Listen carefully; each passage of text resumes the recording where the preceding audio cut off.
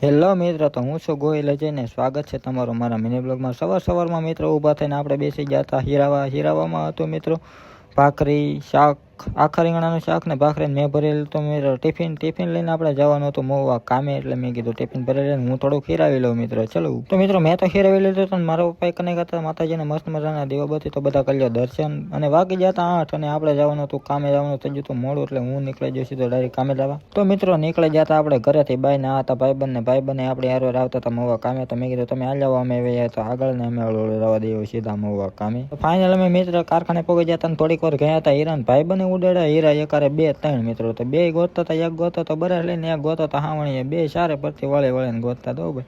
Hero આવતો નતો મિત્રો, કોઈ વાતે કોને ખબર કેમ ઉડાડ્યા હોય. હીરા પડી જતા ને 2 થી 3 હીરા, એટલે હીરા આવતા નતા ને એ બે ગોતતા હતા. મેં કીધું તમે બે ગોતો, હું મળું ઘાવવા આવે ઘડી. તો થોડીક વાર મિત્રો આપણે પાછા હીરા કહે ને બહાર નીકળીને આવ્યા હતા. આપણે ભાઈબંધને કાંઈક સુરતથી આવ્યા તેને કાંઈક કામ હતું, તો ક્યાં જવાનું છે કાંઈ ખબર નહીં. પણ ભાઈબંધને ટોપી બોપીને ચશ્મા બસમાં ચડાવીને થઈ જતા રેડી નહીં કે હાલો કાઢી લો ગાડી બહારને આપણે રહી. તો ફાઇનલી મિત્ર સુરતથી ભાઈબંધ આવ્યો તો એને ભરવાનો હતો આપણે અહીં LICમાં એલઆઈસીમાં એને પ્રીમિયમ ભરવાનો હતો, ને આપણે આવી જતા સીધા LIC ઓફિસે. આ સૌ કવડી મોટી 3 માળની મિત્રો LIC ઓફિસ છે.